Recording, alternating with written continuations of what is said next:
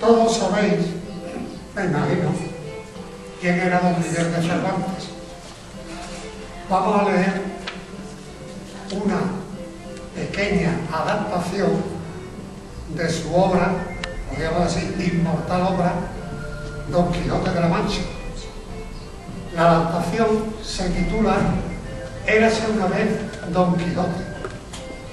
Es una adaptación efectuada por Agustín Sánchez Aguilar y además viene ilustrada el libro por Livio López Vigil.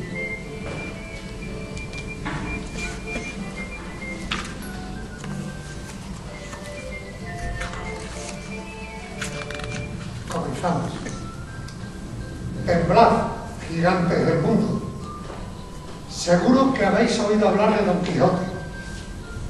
Cuentan que vivió hace muchos siglos en una aldea de la Mancha, entre campos de trigo y molinos de viento. Lo que quizá no sepáis es que Don Quijote no se llamó así desde niño, pues en verdad lo bautizaron con el nombre de Alonso Quijano. Hasta que cumplió los 50 años, al señor Alonso no se le pasó por la cabeza llamarse de otra forma. Pero un buen día decidió hacerse caballero andante y entonces se puso el nombre de Don Quijote de la Mancha. Y desde aquel momento su vida cambió para siempre. Todo empezó por culpa de los libros.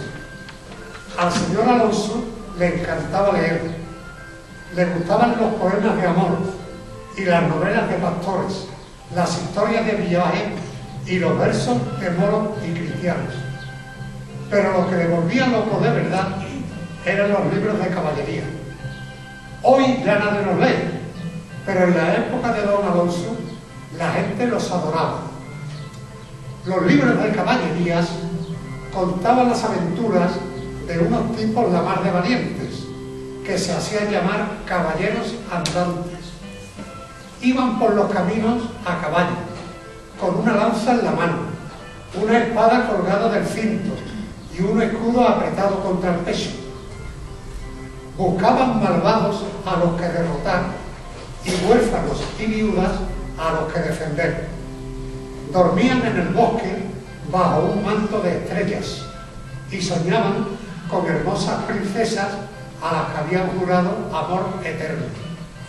Y no pasaba un solo día sin que lucharan contra un brujo que les tenía manía, contra un ejército de bribones o contra un dragón que vomitaba fuego. Pero a un buen caballero no le bastaba con tener unas armas, también necesitaba un caballo. El de Don Quijote estaba en los puros huesos, porque el buen hombre no tenía dinero para comprarse otro mejor. Pero como había perdido la razón, le pareció que su caballo valía más que si fuera de oro puro. He de ponerle un nombre, se dijo. Y es que en los libros que leía Don Quijote, los caballeros de los grandes caballeros siempre tenían un nombre sonoro y musical. Don Quijote se pasó 4 días poniéndole y quitándole nombres a su caballo. Y si lo llamase Cantabruno, se decía. Y si lo llamara Paso Dulce. Y si lo llamara Saltaviento. Y si lo llamara Gran Tembleque. Hasta que al final exclamó lleno de felicidad: se llamará Rocinante. Y con ese nombre se quedó el caballo, hasta el fin de sus días. Pero no creéis que a un buen caballero le bastaba con tener unas armas y un caballo. También necesitaba una princesa a la que amar con locura. Pero ¿dónde iba a encontrar Don Quijote una princesa?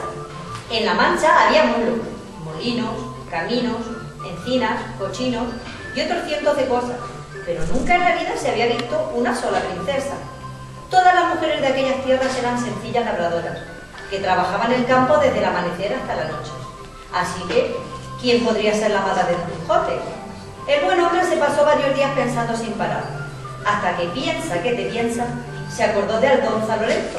Sí, Aldonza Lorenzo sería su amada. Aldonza Lorenzo era una campesina del pueblo del Toboso. Vamos a los corazones. Todo eso está muy bien, dijo Sancho, porque a los buenos Dios los premia y el que hace el bien merece el bien. Y vale más la bondad y la dulzura que la de lo que quieras hasta el tarde. Al oír aquello, aquello Sancho Panza no se lo pensó dos veces. Si acompañaba a Don Quijote sería rico y no tendría que labrar la tierra nunca más. Así que dijo: cuente conmigo, señor Don Quijote. A los 2 días, Don Quijote y Sancho ya estaban en camino. Salieron de la aldea en plena noche y sin despedirse de nadie, con muchas ganas de vivir aventuras. Don Quijote iba a lomos de su fiel Rocinante y Sancho Panza montaba en un borrico al que quería. Que no os tengo miedo. Pero cuando llegó al primer molino y le clavó la lanza en el aspa, el golpe fue tan fuerte que Don Quijote y Rocinante cayeron rodando por el suelo en medio de una gran polvareda. El pobre caballero vio las estrellas y se quedó más blanco que un fantasma. En esto llegó Sancho gritando: ¿no le decía yo que eran molinos? A lo que respondió Don Quijote: calla, amigo mío, que todo esto ha sido cosa del mago Flestón. El otro día se me llevó mis libros por los aires y ahora... Justo cuando Sancho salió de la venta, asomó a lo lejos una gran polvareda, y entonces dijo Don Quijote: esos que levantan tanto polvo son los soldados del malvado Alifanfarón, que es un rey moro que aborrece a los cristianos. Pero cuando Sancho miró hacia la polvareda, lo único que vio fue un rebaño de ovejas que se acercaba a toda prisa. Así que le dijo a su amo: ay, señor, no se engañe, que lo que viene por ahí no es un ejército, sino un rebaño de ovejas y carneros. Escuche bien y oiga los validos. Esos no son validos, replicó Don Quijote, sino trompetas que llaman al combate. Alifanfarón quiere guerra y yo juro que se la voy a dar. De modo que fue dicho y hecho. Empuñó con fuerza su lanza, espoleó a Rocinante y marchó. Notó que le bailaba en la cabeza porque le iba muy grande. Sin duda que este casco lo ha usado algún gigante, dijo Don Quijote, pero no importa porque se lo llevaré a un herrero y le pediré que me lo retoque hasta dejarlo a mi medida. Y mientras tanto lo llevaré puesto y ya verás cómo me libra la cabeza de más de una pedrada. Sancho se montaba de risa. ¿A quién se le ocurre ponerse una vacía en la cabeza?, pensó, pero no dijo nada, porque su amo se enfadaba mucho cuando lo llevaban la contraria. Así que desde aquel día Don Quijote se paseó por el mundo con una vacía en la cabeza, igual que otros locos se ponen un gorrito de papel pensando que llevan un sombrero de capitán pirata. A la mañana siguiente, Sancho salió de Sierra Morena y tomó el camino que llevaba al Toboso. Y a eso de mediodía pasó ante la ventana donde lo habían manteado. Tendrá que entrar a comer, dijo, porque estaba muerto de hambre, pero ¿y si me mantean como la otra vez? Y en esa duda estaba cuando salieron de la venta 2 hombres quejados. Y lo peor es que me he quedado sin 3 borricos, como 3 pastillas por culpa de mi mala cabeza, añadió llevando a moco tendido. El barbero lo vio tan desesperado que le dijo: dejad de llorar, Sancho, porque lo único que tenéis que hacer. Aunque Sancho se olía la trampa, montó en su burrico sin decir nada y se fue detrás del carro en el que iba enjaulado su señor. Pero durante aquella mañana no paró de repetirse: aquí hay gato encerrado. Y tanto miró y remiró a los 2 que viajaban junto a la jaula que al final cayó en la cuenta de quiénes eran.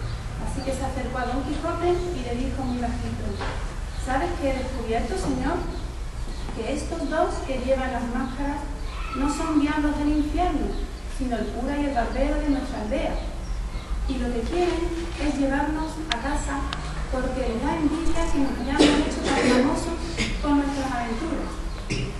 Este volvió a escaparse al poco tiempo y que vivió otras aventuras en compañía de Sancho.